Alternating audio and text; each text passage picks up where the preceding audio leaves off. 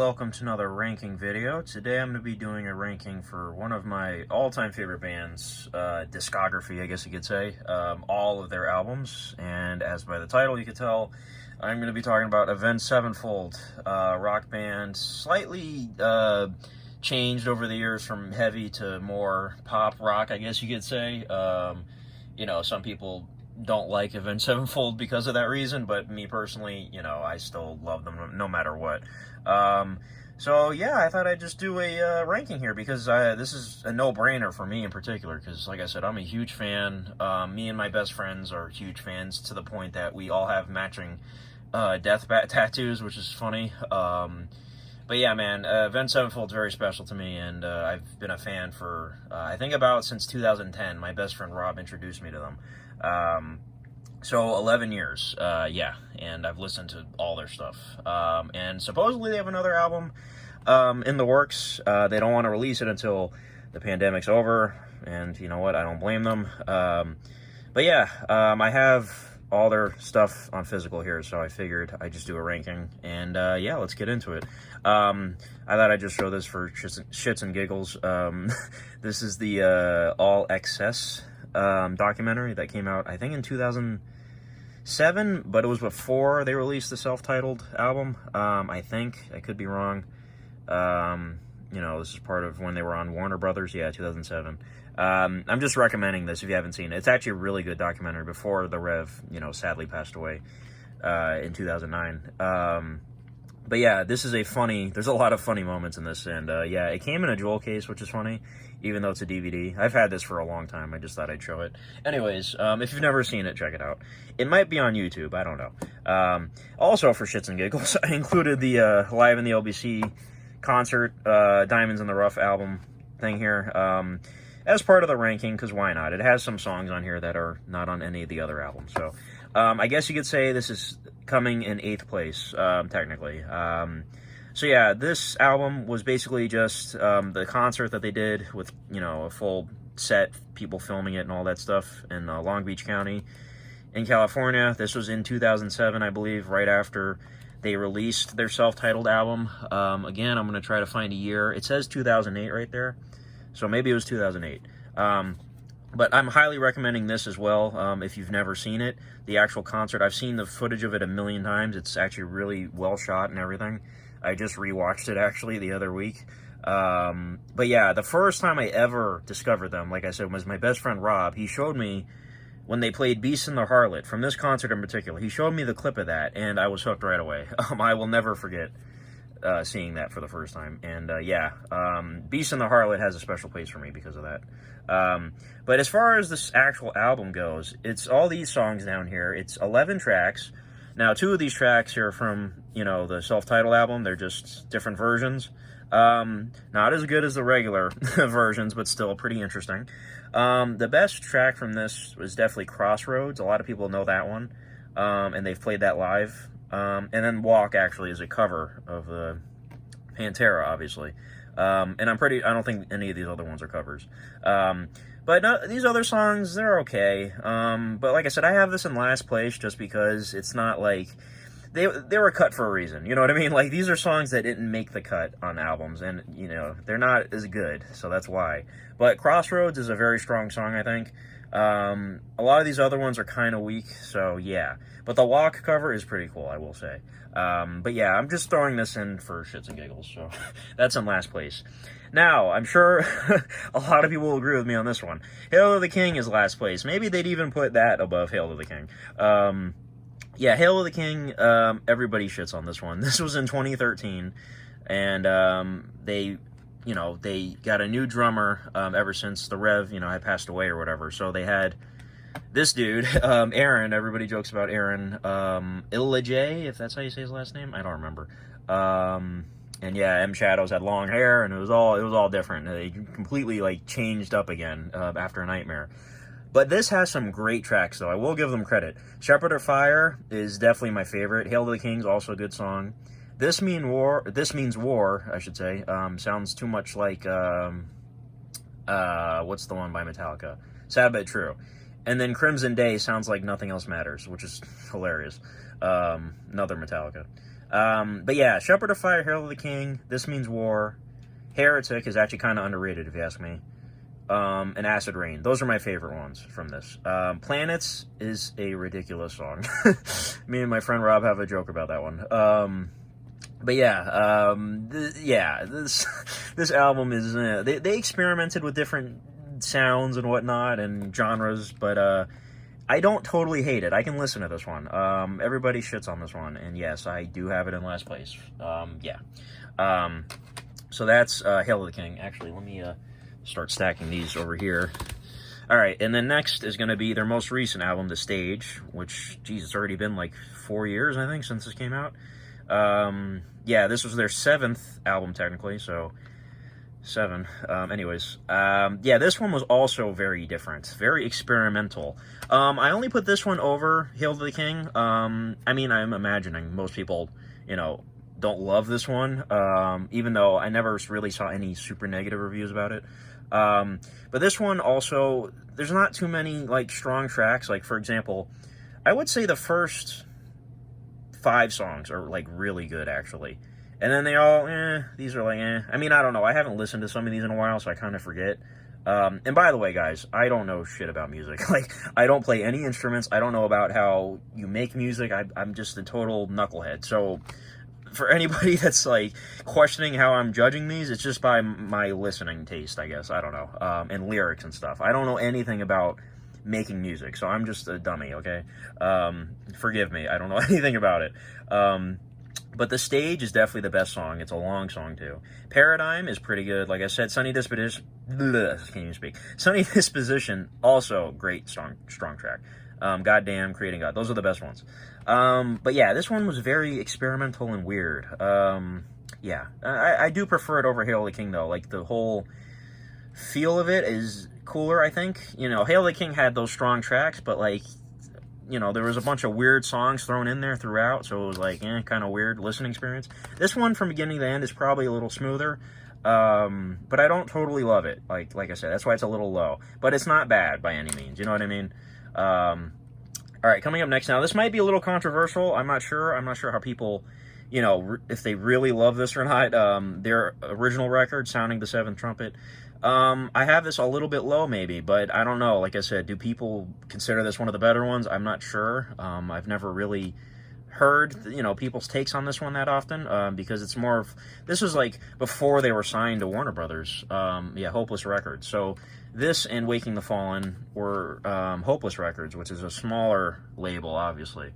So the production on this one, not the greatest, but there are some strong tracks, To End the Rapture, amazing beginning to the album. Perfect beginning. Turn the Other Way, a totally awesome, heavy song. I love that one. And then Warmness on the Soul, that's more of like an emotional, like a ballad. That one's actually pretty good. It's got a really cool vintage music video, actually, if you go check that out. But the thing about this album is kind of weird. It's like Sinister Gates didn't play on this one, I don't think. I think they had Zachy doing the lead guitar, which is funny. And then I don't think Johnny Christ was on this one either. As the bassist. They had, what's that guy's name? Matt Went or whatever.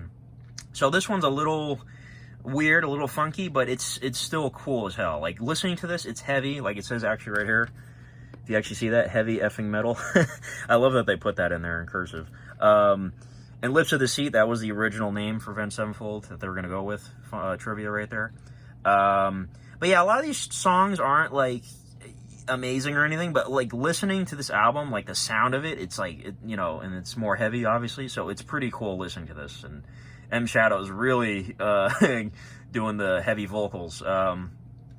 Yeah, his heavy vocals are interesting. Like, it sounds like a totally different person. I mean, this kind of goes without saying, but I don't know. Like, listening to this, and then their most recent stuff, it's like a total departure. But yeah, this album, it's cool. That's what I like about it. It's so cool. But, the songs aren't that strong. Like, there's only, like, 3 that I mentioned that I really love. I don't know, I might be, like I said, it's been a while since I listened to some of these, but yeah, from what I remember, I only like those the best, those tracks I mentioned. Again, this might be controversial. City of Evil, a lot of people shit on this one because this is when they started changing, when M. Shadow started doing less screaming.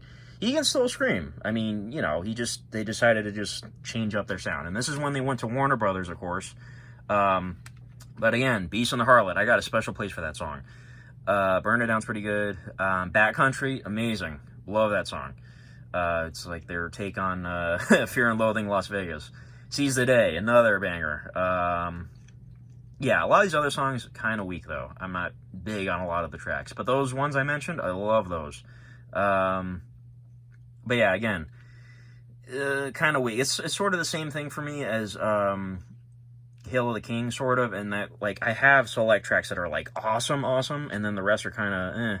But, I don't know. The stronger tracks on here I like more than the stronger tracks on this one. So that's why I have it a little higher, and plus the production's better, obviously. So, yeah, kind of controversial maybe that I have this a little high, but, you know, forgive me. I'm sorry. Yeah. Anyways, coming up next is Nightmare, the tribute album to the Rev. Totally, I love this album. Now we're getting to the ones these three right here, I can listen beginning to end, no problem. Where like almost all the tracks are bangers. The only tracks on here I would say are a little weak, or maybe Danger Line and maybe, I don't know, Natural Born Killer, but that's about it. They're still good songs though. Nightmare, totally awesome opening. Welcome to the Family, really cool, like fast-paced song. Buried Alive, oh my god, so epic. I remember, too, in 2017, me and my friends, we got to see Avenged Sevenfold for the first time ever. It took 7 years, but it finally happened. We saw them. It was a show in Miami. It was Avenged Sevenfold and Metallica, so it was pretty cool seeing both of them. But when they played Buried Alive in particular, I remember this. My friend Rob, as soon as Sinister Gates started playing the opening notes on his guitar, my friend Rob turned to get my attention or whatever, and he showed me his arm. He held his arm out, and all the hairs on his arm were standing up. I'll never forget that. He's a big Sinister Gates fan in particular, you know, because he plays guitar and stuff, so, you know. But I'll never forget that moment. That was really special. So, like, a lot of these tracks in particular, we're extra fans of. Like, Buried Alive, we would always listen to that. So Far Away, of course. Oh, my God. Don't even get me started on that one. God Hates Us, Victim's underrated, if you ask me. Tonight the World Dies, also underrated. I love that track. Fiction, of course, that one rips your heart out even more than So Far Away at times. And Save Me is super underrated too. I love Save Me. It's a long song, but it goes by fast the more you hear it. Yeah, totally great album closer.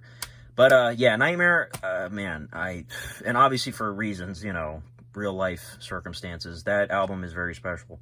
All right, coming up next is the self-titled album from 2007. Now, I kind of had a hard time just choosing which of these two do I like more. Now, honestly, I think I like this one more, just the sound of this one, and like, you know, again, same thing as Nightmare, from beginning to end, just all bangers. Critical Clean, perfect opening. Almost Easy, awesome track. You got the Rev on there, you know, doing some vocals. Scream, awesome. Afterlife, love Afterlife. That's one of their big hits. Gunslinger, good too. Unbound is so underrated. Oh my god, guys. Listen to Unbound more. It's a really good song. Brompton Cocktail, really good. Lost, that one was kind of weird at first when I first heard it because they used some auto-tune, which is interesting, but it's still a great song. Little Piece of Heaven, for the longest time, they were closing out every show with Little Piece of Heaven, which I think is awesome. I don't know why it's not the last track. For some reason, they chose Dear God as the last track. That's the only thing that ever bugged me about this album. Why is Dear God the last track? I don't know. Great song, though. Little Piece of Heaven is a masterpiece. I remember this too. The first day my friend Rob showed me this band, he showed me that clip of Beast and the Harlot from the LBC show. And then he showed me the music video for Little Piece of Heaven, and that's what really hooked me, I think. Because it was so wild. If you've seen the video, you know what I mean. It's animated and it's crazy. Little Piece of Heaven is easily my favorite song on this, but all these songs are bangers. Yeah, I love this album. Number one, obviously, come on guys, it's Waking the Fallen. Let's be real here. Now I don't own the regular version here, so I own the this is supposed to be the 10th anniversary edition, which is funny because this itself is almost 10 years old. Right, 2014. I think Waking the Fallen came out in 2003 though, right? So I think they were a little late on this, but whatever. So basically this came with the original Waking the Fallen, and then it came with a second disc which has, like, you know, demos and live versions and stuff like that. And then there's also a DVD documentary, which is pretty cool, actually. Short documentary. But yeah, I like this release. It's really cool. So since it came with the original, you know, I was like, why do I don't need the original. I have it on here. But yeah, Waking the Fallen, short little opening, pretty cool. But Unholy Confessions, it's arguably their best song. I mean, I don't even know if you can say arguably. Like, it pretty much is. I mean, me personally, I'm not really sure what my favorite Avenged Sevenfold song is. I'd have to really think about that. But Unholy Confessions is definitely, it's like either one or two. Like, it's got to be, right? Chapter 4, love that song. Love the drumming on that one in particular. Like, the Rev, he's one of the greatest drummers ever lived, for sure. But, like, in particular, Chapter 4, really good drumming. Another strong one is Eternal Rest. Second Heartbeat, oh, man. For a long time, I think Second Heartbeat might have been my favorite song by them. That's a great one. Radiant Eclipse is kind of underrated, I think, too. And, yeah, these other tracks, you know, they're not super great. I'm not trying to, you know, this is number one, don't get me wrong. But, like, they're not, like, as memorable as the ones I mentioned there. Like, those were the best ones, the ones I mentioned. But from beginning to end, this is a really cool, heavy album. Like, this is what defined them, really. Like, the first album, like I said, was a little weak. But this one really, like, you know, I mean, I'm sure everybody has this at number one. Come on. Yeah, Waking the Fallen is epic. I love it. It's been a while since I listened to it from start to finish. I have to do that again. It's just a really cool experience. Yeah. But anyways, guys, if you have any opinions on my opinion, let me know in the comments. Like, do you think I totally screwed up my ranking? But yeah, that's how I feel. From worst to best right there. If I had to think, I mean, I think maybe some people might think I have City of Evil too high, and maybe I have Sounding the Seventh Trumpet a little too low. Maybe. I don't know. But I'm pretty sure this is how I feel about them. Yeah.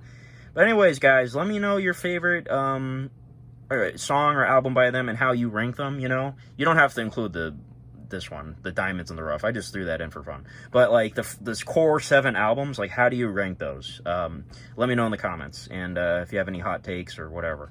But yeah, guys, I love Avenged Sevenfold. Definitely check them out. One of my favorite bands of all time. Yeah. Anyways, thank you guys for watching this, and have a good one. Bye-bye.